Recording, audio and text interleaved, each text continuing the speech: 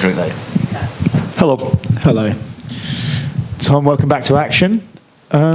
First one, I want to start with, you saw Tybura earlier this week and immediately asked him why he wasn't fat anymore. Were you surprised that he was a bit more svelte coming into fight week? I think he's still got that skinny fat thing going, though. I think he might be hiding a little belly under there. No, he looks in good shape. He looks in good shape, to be honest with you. I think it's a big fight for him. It's a big fight for me as well, obviously. And we've both trained hard for it by the looks of things. And you can tell with his physique. Yeah. I feel like this is a commentary on your ability as well, but a lot of people are counting him out. They're not really giving him a lot of chance. For the outsiders that don't appreciate it, what does he do well that we don't realise? He does a lot of things well, and I don't understand why people are counting him out, because he's won 7 of his last 8 in the rankings as a heavyweight. That's a pretty good record, mate, if you ask me. And he's very durable. He doesn't quit, which is pretty rare for a heavyweight. Usually when heavyweights start to get a little bit tired, they start to look for a way out, and he definitely doesn't. He's got loads and loads of experience, and I've took him extremely, extremely seriously. You mentioned he doesn't like to quit and go away. Are you sort of expect him to be the guy that can put him out and show that you are maybe a bit levels above? Yes. How excited are you for Sunday morning to not be asked about your knee again? Oh, mate, I can't wait to never be asked about my knee again. That's going to be excellent. I'm going to be moving around in there nice on Saturday night and show everyone that we are at full health and everything's recovered, mate. I feel good. I feel great. And yeah, I'm fucking sick of talking about the knee, mate, to be honest with you. Are you still going by Tommy Two Legs, or did Bisping call No, you? Bisping put me off when he called me a paedophile, so That'd do it. I want to stay away from that register, that sex offenders register. I don't want to be linked to that at all, so staying away from that, mate. Good career choice. If you could win this fight by go-go plata, running knee, or flying arm triangle, how would you win it? Probably running knee. The others, yeah, heavyweights aren't doing the others, so yeah, that suits me. Your old mate Tyson Fury is fighting Francis Ngannou soon. What are your thoughts on that fight, and how do you see Tyson and Francis matching up? I think Ngannou's got a puncher's chance, but it's a very, very, very, very, very small puncher's chance, very slim chance. As someone who has sparred Tyson a lot and seen Tyson up close, sparring a lot, and seen him fight up close, I think that someone with the inexperience of someone like Francis Ngannou, it's going to be really tough. Obviously, he punches like an absolute truck, and if you put Francis Ngannou in there with anybody and tell him that he's allowed to punch him, he's got a chance against anybody. But Tyson Fury is a master of what he does, and it's going to be a tough night for Ngannou, I think. Have you spoken to Tyson about the fight? Yeah, I spoke to him. He called me the other day. He asked if I'll help him with training and stuff. So we'll see how it goes, mate. We'll see how it all goes. You know, I've got a busy schedule myself, so we'll be in touch again after my fight's over with. Last one from me. You know, last time you did this and the knee and everything kind of blew up, how excited are you to go out there on Saturday and hear no again? I'm excited for that. I can't wait for that. I just want to fight again, mate. I'm really happy actually this time. I've missed it more than I realised until I actually got to fight week. Like, I'm really, really happy to be here, really grateful to be here, and I'm looking forward to it, mate. Can't wait. Tom, over to your left. No one wants to be on an injury layoff, but were there benefits to being off for that length of time in terms of progressing your game, finally sort of tuning your skills for this upcoming fight? I mean, it gave me a lot of time to get everything right in my life. Before, I don't know, I think I'm kind of a superstitious guy, and if everything's going well, I don't really want to change stuff, even if I know it's wrong, if that makes any kind of sense. Like, well, that made sense to me before, but I feel like I've really changed a lot inside and outside of the gym, inside and outside of fighting, and I think that this time has given me loads of chance to work with loads of good heavyweights in training, make sure that my body's looked after and good, make sure that I'm well rested and that I'm in a good place mentally. And mate, I can sit up here all day and talk about it, how good I am, but ultimately I have to show it on Saturday, and that's what I intend on doing. We had Molly McCann in here earlier, and she was talking about how her career was going at like 100 miles an hour, then she had a setback, and now she feels a lot calmer, and things seem to be coming at her at a slightly slower speed. She's seeing things a lot better now. Is that going to be a similar case with yourself, do you think? I don't know. It's just a fight, mate. To me, I'm going in there fighting with someone, and it's irrelevant as to what pressure's on me and all that kind of stuff. I'm just going in there to do a sport, and I just look forward to that. Looking to make a big statement, get a big win this weekend. Heavyweight division is absolutely wide open. There's a clutch of contenders who are all about to be in big matchups coming up. Obviously, there's yourself.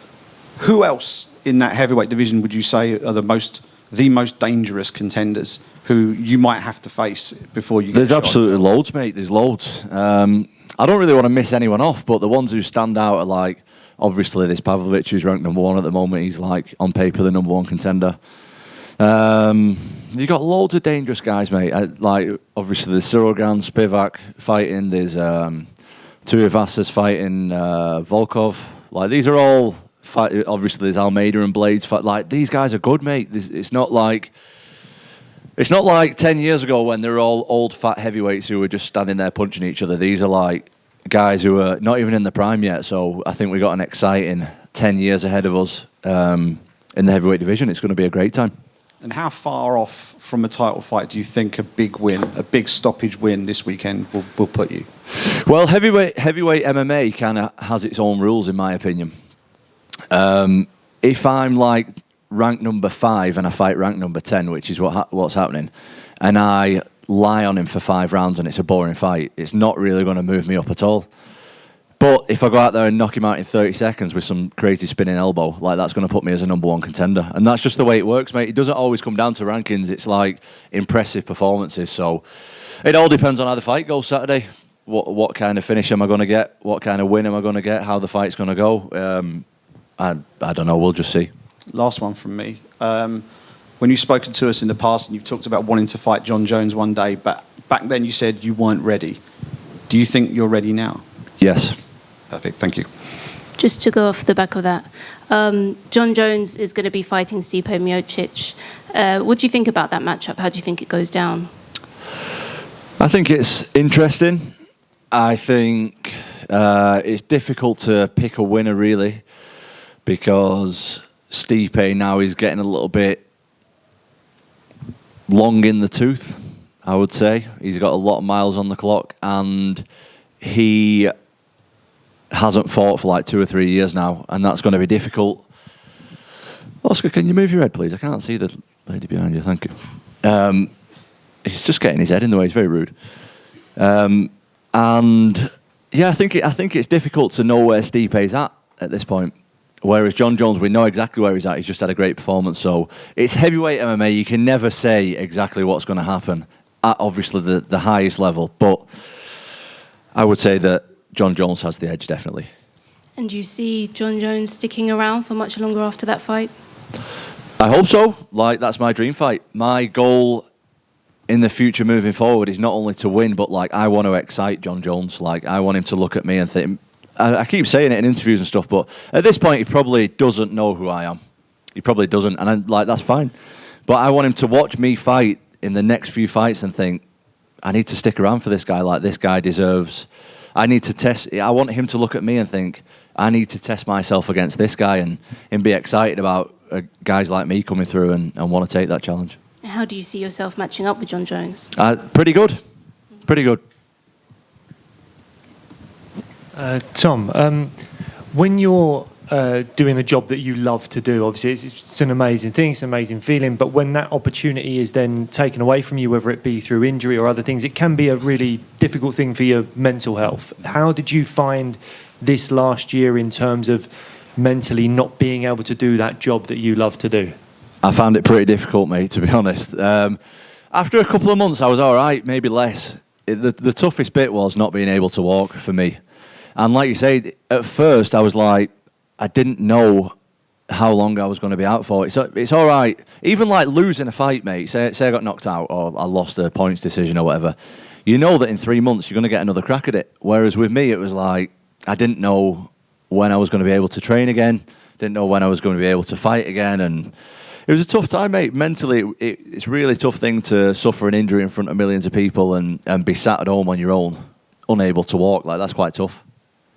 Was there anything that was a springboard for you to kind of start feeling better about it, or was it simply once your body started healing, your mind started feeling better?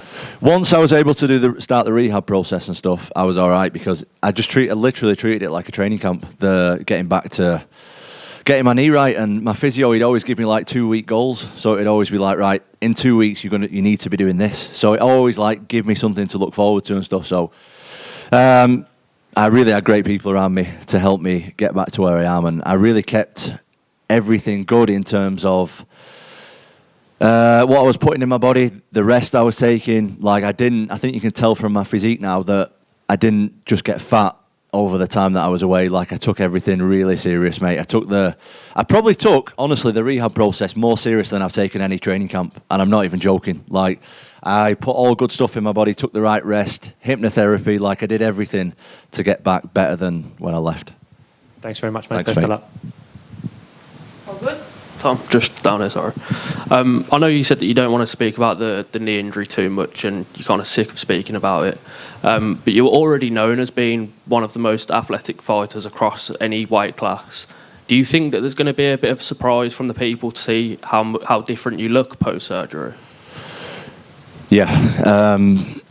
A lot of people, well, the close people to me know that I was getting through these training camps and fights, mate, with one leg. And that's not over-exaggerating. So I think me with 2 legs definitely has a lot more to offer than me with 1 leg. So I think it will surprise a few people the way I move around the octagon on Saturday.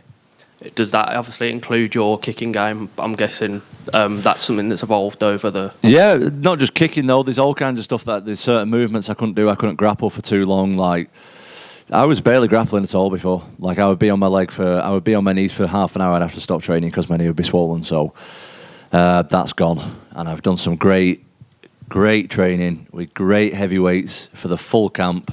It's not been like we've had the odd heavyweight. Every single day, mate, I've got heavyweights to train with, which is a pretty rare thing. So I'm really happy about that, and how my body feels responding to that as well. And I know you mentioned it there about the physio and how seriously you took that. You mentioned that during that time you were asking your physio to set you goals for you to hit. How important do you think that was to do that during the recovery? Well, me personally, I need a goal. Otherwise, I'm just like treading water. It's just boring. And that's when I do start getting a bit down in the dumps, and that when I'm just stuck doing nothing with it, like aimlessly going through life. I don't really like that stuff. Like, I need something to work towards. So it's very important for me. Thank you. Thanks, mate. Yeah.